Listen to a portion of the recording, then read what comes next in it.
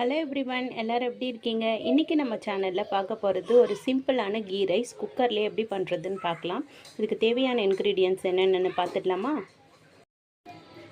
Key ரைஸ்க்கு நான் இன்றைக்கி 1/2 kg அளவுக்கு ஜீரக சம்பா ரைஸ் நல்லா கழுவிட்டு ஊற வச்சுருக்கேன். அதுக்கப்புறம் ஆனியன்ஸ் எடுத்துருக்கேன், அதை இந்த மாதிரி தின்னாக ஸ்லைஸ் பண்ணி வச்சுருக்கேன்.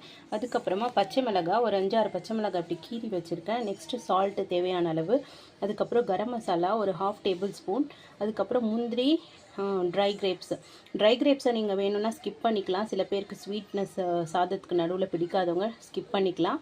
கேஷ்யூ ஒரு 10-15 முந்திரி பருப்பு, கொஞ்சமாக ட்ரை கிரேப்ஸு, அதுக்கப்புறம் பட்டை, லவங்கம், ஏலக்காய் இதெல்லாம் எடுத்து வச்சுருக்கேன். Next ghee 2 tablespoon, oil 1 tablespoon அளவுக்கு எடுத்து வச்சுருக்கேன். சீரகம் கொஞ்சமாக, அதுக்கப்புறம் புதினாவும் கொத்தமல்லியும் மிக்ஸ் பண்ணி சாப் பண்ணி வச்சுருக்கேன். இவ்வளோதாங்க இதுக்கு தேவையான பொருட்கள். இன்றைக்கி நான் கீ ரைஸ் குக்கரில் தான் பண்ண போகிறேன். ஸோ ஃபஸ்ட்டு நம்ம ஒரு குக்கர் வச்சுட்டு அதில் எடுத்து வச்சுருக்க ஆயில் அண்ட் கீயை ஊற்றிடலாம்.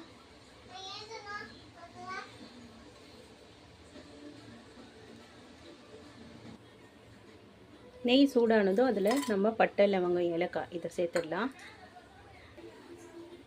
இதிலையே ஜீரகத்தையும் சேர்த்துடலாம். ஜீரகம் பொரியும் போது நாம் எடுத்து வச்சுருக்க கிஸ்மிஸ் அண்ட் முந்திரியை சேர்த்துடலாம். முந்திரி திராட்சை கொஞ்சமாக ப்ரௌன் ஆனதும் புதினா கொத்தமல்லி சேர்த்துடலாம். இப்போ இதில் ஆனியனை சேர்த்துடலாம்.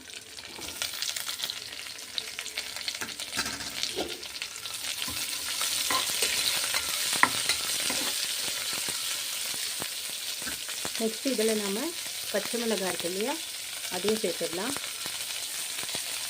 தென் நம்ம சால்ட் எடுத்து வச்சுருக்கோம் இல்லையா, அதையே இது கூட சேர்த்து நல்லா வதக்கி விட்டுடலாம். ஆனியன் ஓரளவுக்கு வதங்கிடுச்சு. நான் இன்க்ரீடியன்ட் சொல்லும்போது உங்களுக்கு ஜிஞ்சர் கார்லிக் பேஸ்ட் சொல்ல மறந்துட்டேன். 1 டேபிள் ஸ்பூன் அளவுக்கு ஜிஞ்சர் கார்லிக் பேஸ்ட் எடுத்துக்கணும். அதை நம்ம இப்போ சேர்த்து நல்லா வதக்கி விட்டுடலாம். இது பச்சை வாசனை போகிற அளவுக்கு வதங்கணும். இஞ்சி பூண்டு நல்லா வதங்கிடுச்சு. ஸோ நம்ம இதில் 1/2 டேபிள் ஸ்பூன் அளவுக்கு கரம் மசாலா எடுத்துருந்தோம் இல்லையா, அதையும் சேர்த்து நல்லா வதக்கி விட்டுடலாம்.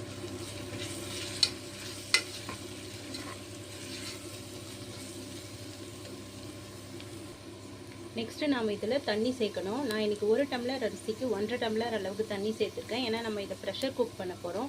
இதே நீங்கள் ஓப்பன் பாத்திரத்தில் செய்கிறீங்கன்னா 1 டம்ளருக்கு நீங்கள் கண்டிப்பாக 2 டம்ளர் அளவுக்கு தண்ணி எடுக்கணும்.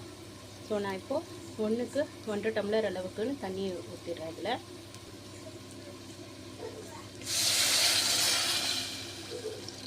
தண்ணி நல்லா கொதிக்கிட்டோம். அதுக்கப்புறம் நம்ம அரிசியை சேர்த்து விசில் ப்ரெஷர் வச்சிடலாம். தண்ணி நல்லா கொதிச்சிடுச்சு. இப்போ நீங்கள் சால்ட் வேணும்னா டேஸ்ட் பார்த்துக்கோங்க. கொஞ்சம் உப்பு கரிக்கிற மாதிரி இருந்ததுன்னா உங்களுக்கு சாதத்தோடு சேர்ந்து வரும்போது கரெக்டாக இருக்கும். இப்போ நம்ம ரைஸ் ஆட் பண்ணிடலாம். இதில்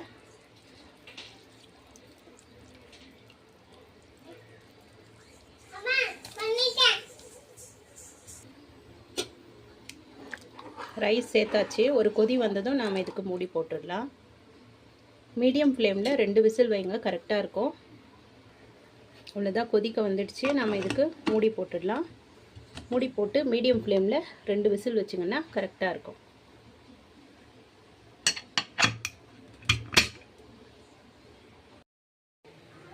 பார்த்தீங்களா, ஒரு ஈஸியான டேஸ்டியான கீ ரைஸ் ரெடி ஆகிடுச்சு. இது எல்லா கிரேவி ஐட்டம்ஸ் கூட சாப்பிடும்போது ரொம்ப டேஸ்ட்டாக இருக்கும். ஈவன் கிட்ஸோட லஞ்ச் பாக்ஸுக்கு இதை நீங்கள் கொடுத்து அனுப்பலாம். ஏதாவது ஃப்ரைஸ் கூட வச்சு ரொம்ப டேஸ்ட்டாக இருக்கும். இதை நான் இன்றைக்கி சிக்கன் கிரேவியோடு தான் வச்சுருக்கேன். இந்த டிஷ் உங்களுக்கு பிடிச்சிருந்ததுன்னா லைக் பண்ணுங்கள், கமெண்ட் பண்ணுங்கள், ஷேர் பண்ணுங்கள். மறக்காமல் நம்ம சேனலை சப்ஸ்கிரைப் பண்ணுங்கள். நான் இன்னொரு வீடியோவில் இன்னொரு சூப்பரான ரெசிபியோடு உங்களை மீட் பண்ணுறேன். தேங்க்யூ ஆல் ஃபார் வாட்சிங். பாய்.